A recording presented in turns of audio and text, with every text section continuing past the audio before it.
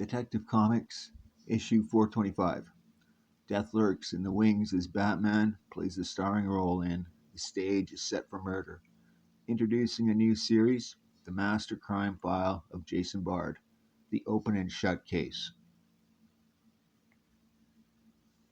A summer night in Gotham Park, mingled with soft sound of breeze and cricket, is a strident voice declaiming some of the greatest poetry ever written. For this is the city's annual outdoor Shakespearean festival. The play is a modern dress version of the immortal Macbeth, and there is death lurking in the wings. Death and the dread Batman. The stage is set for murder. Glamis hath murdered sleep, and therefore Cotter shall sleep no more. Macbeth shall sleep no more. Cast of suspicious characters: Del Sarte, director; Claire Foster, Lady Macbeth; Barry Johnstone, Macbeth; Todd Dunn, Macbeth 2; Ezra Jimson, Porter. As if in punctuation to the actor's speech, a shot wraps the night. Take it easy, folks. Just a small mishap. I'll let the play's director, Del Sarte, explain things to the audience as best he can. This is the second time today someone's taken a shot at Macbeth, alias actor Barry Johnstone. The first was outside his apartment, which brought me to the park tonight. I had a hunch the would-be killer would try again. Fortunately, I saw a light reflect on his gun barrel. Dark, can barely see my hand in front of my face. Yet, the gunman couldn't have gotten far. Maybe if I listen, my ears will do the work of my eyes.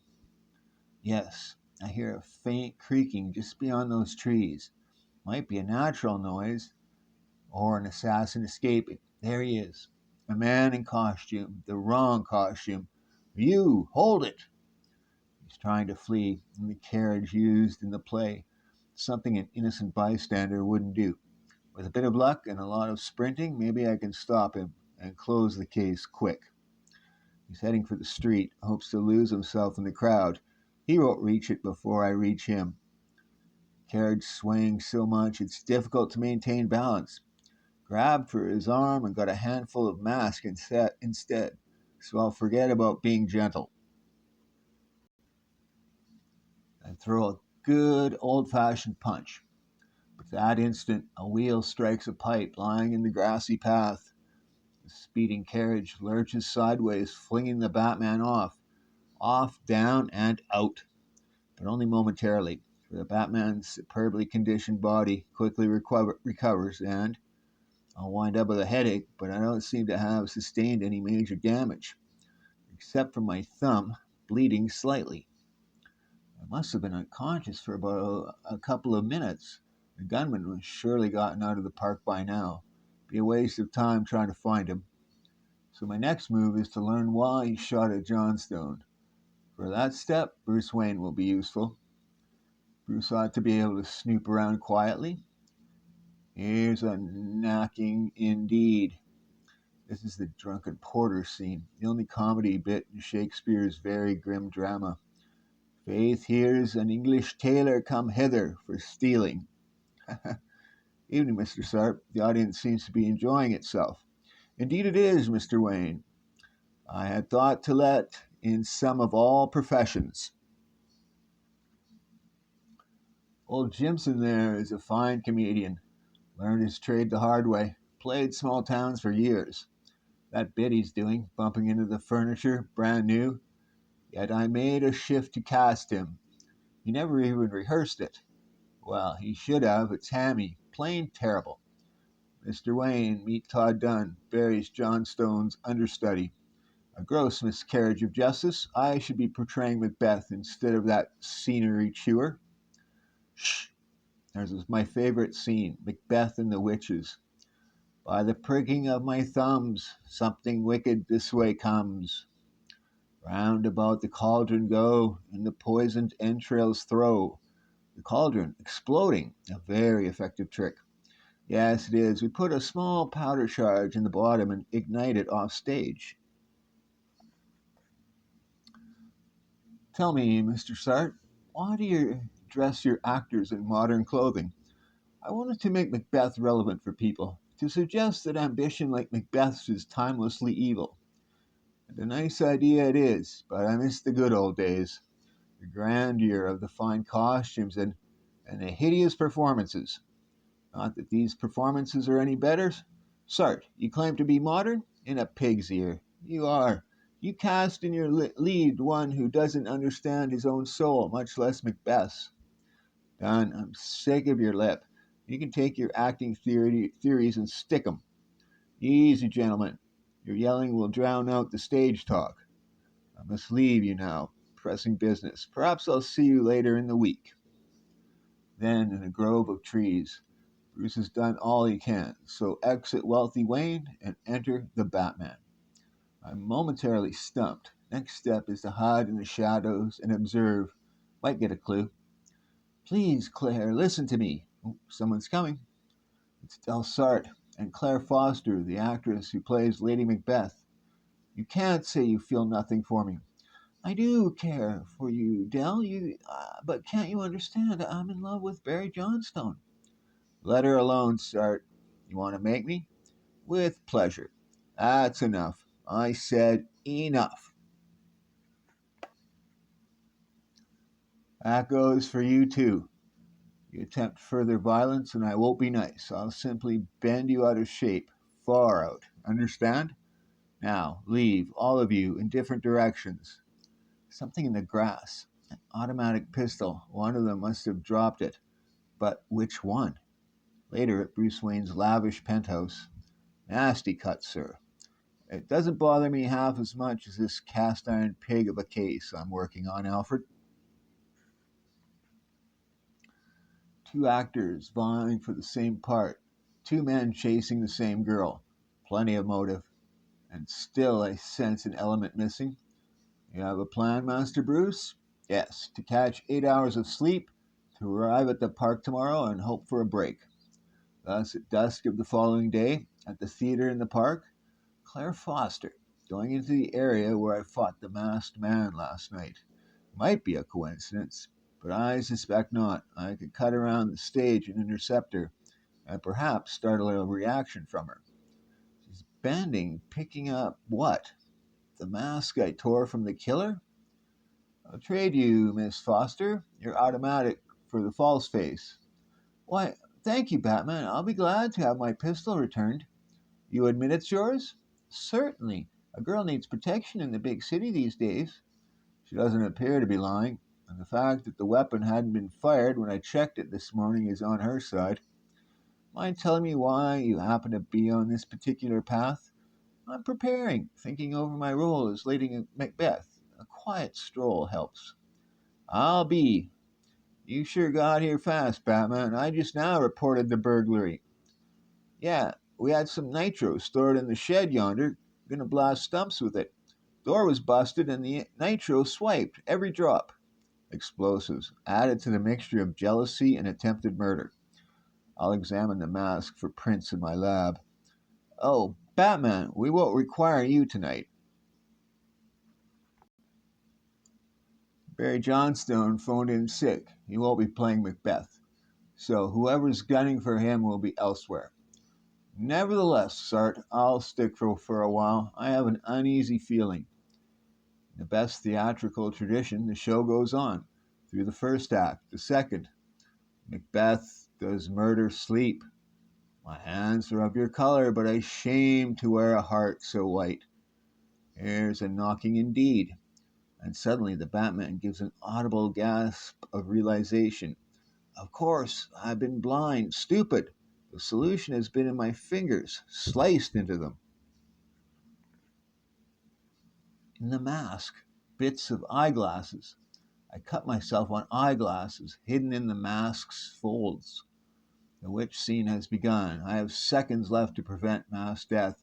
You, witches, get away from there, because the cauldron is deadly, full of high explosive.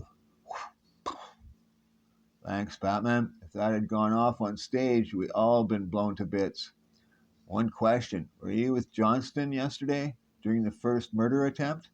Why, yes. Then He's your villain, Jimson. That blind bit you did, it wasn't fake, was it? You really couldn't see, because I'd smashed your spectacles earlier on the carriage. You have bad vision, very bad. You weren't trying to kill Johnston, but Sart. And when you realized you couldn't see to hit with a bullet, you decided on nitro. Hey, Jimson, why? Why? Sart is making a mockery of the theater. Modern clothes, tricks, mockeries. It's a disgrace to Shakespeare, to the noble traditions of our craft. His ambition is destroying the art I hold sacred. Sartre deserves to die as horribly as Macbeth died. And you consider yourself an avenger, a force for righteousness? You would slay him as Macduff did to Macbeth. Well, you won't. He's yours, officers. Handle him kindly. It was hideous. He's insane, isn't he? Shakespeare said it, Claire, as he said many truths. Life's but a walking shadow, a poor player that struts and frets his hour upon the stage. It is a tale told by an idiot, signifying nothing. The end. Gotham City, tough, sprawling proving ground of the greats in crime fighting. The Batman, Batgirl, now makes way for a new breed of fighter against the evil forces polluting the city's bloodstream. Such a man is criminal investigator Jason Bard. Resourceful, battle scarred, Vietnam vet, his only weapons a cane and a razor sharp intelligence. We open the master crime file of Jason Bard with the open and shut case. It began one business morning with the sleep destroying blast of an alarm clock radio in a professional office building.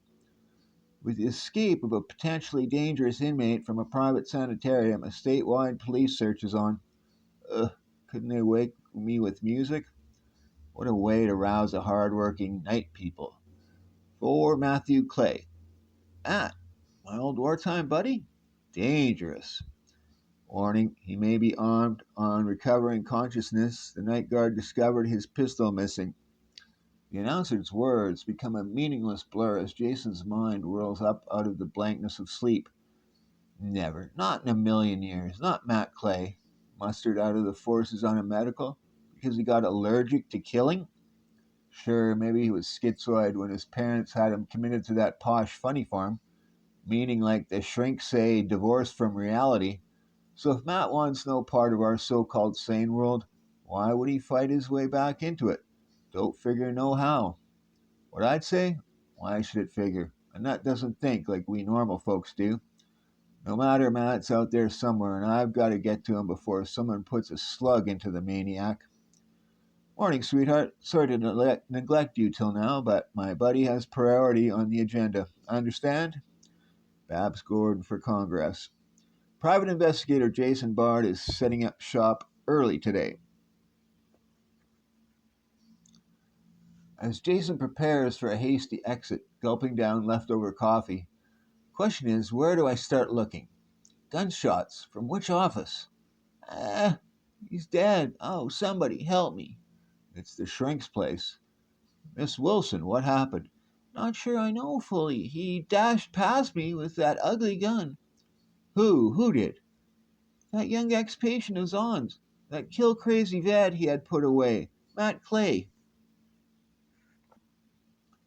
Couldn't he realize the doctor had no other choice but to commit him? Clay was too far gone for individual help. But no, there he was, silent like an avenging ghost, pumping bullets into poor... You saw it? Guess it must be Matt is homicidal. Snap out of it, girl, and call the police. Well, I try to stop Matt. May have time, it's only minutes since his shots rang out. Despite that mixed up head, he wouldn't take the elevator down. Breathless, moments later, reaching street level.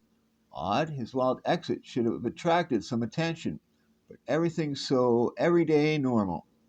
Could he still be in the building? That would be crazy, even for Matt. He'd want out, anywhere but here. I've got a sneaking hunch where that is, like a scared kid running home to mummy. The Clay Mansion, 5th and Exeter, cabby. But how'd I miss him? Unless he went out through the building basement, hidden in something like a laundry truck. 20 minutes later. The police won't be long in doping out that Matt will head here. Hope I can convince his mother to surrender him peaceably, or this may end up in a shootout. Hey, fella, if you're looking for the Clays, they're sunning it on the Riviera for the month. Place is closed down. Pretty careless how they shut down. Doors ajar. Well, unless Matt got here before me. If he's as spaced out as they say, will I get through to him? May not even remember me. Matt, Matt, this is Jason. Is he playing possum, or isn't he here after all? Vietnam, Jason Bard. You can't trick me. You're not my mom. What have you done with my mother? She promised to come back for me. With as little reason as his sudden attack, his garbled words, the troubled man turns and bolts upstairs. Matt didn't recognize me, but he didn't shoot me either, which is he sure could have. He's heading for the attic. And what's all that double talk about his mother? Was she involved in his escape? Can't count on him not shooting this time. Throw out your gun, Matt, or I'm coming in for you. Hee hee, that's an oldie from way back, Jason. I don't fall for it. Now, zap, you're dead. Zap, zap, you're real dead, Jason. Not yet, old buddy. So, you've been playing crazy, huh? A fierce struggle for the gun among the dusty relics of Matt's childhood in a mad dollhouse. Suddenly, with the maniacal strength, Jason's hold is broken and a toy gun? Hee hee, I win. Now it's your turn to play, Jason. Matt is mad. He's real gone. Way back when. Probably doesn't even remember Mr. Zond. That couldn't have killed him. Just couldn't have.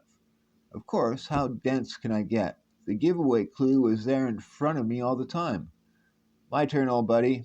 And now you're my prisoner. March.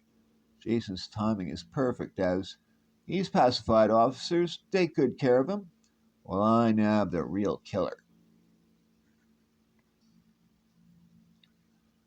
Racing back to the scene of the crime. Hold it, Miss Wilson. Knew you wouldn't leave till Matt was reported caught, or preferably killed. Whatever are you talking about, Mr. Bard? Even if Matt lived, you figured nobody would believe anything a madman would say. So you set him up as a fall guy by masquerading as his mother and helping him escape. You're crazy. Am I? You drove Matt home knowing his parents' house was empty, promising him to return. Then you rushed here, shot Dr. Zond, using the sanitarium guard's pistol you stole. You planned to walk out with it in your bag and dispose of it later. Yes, I had to kill Zond. He discovered I was using his case histories to blackmail patients. Oh, thanks, officer. And I'll bet if you look in her bag, you'll find the mother disguise. Where did I slip up? It was all so perfect. The shut door. It should have been open. A mad killer crashes in, breaks into the doc's inner sanctum, shoots him, then dashes out, calmly shutting the front door behind him. No way. Remember, reader, how Jason first entered the scene? Close crime file number 1.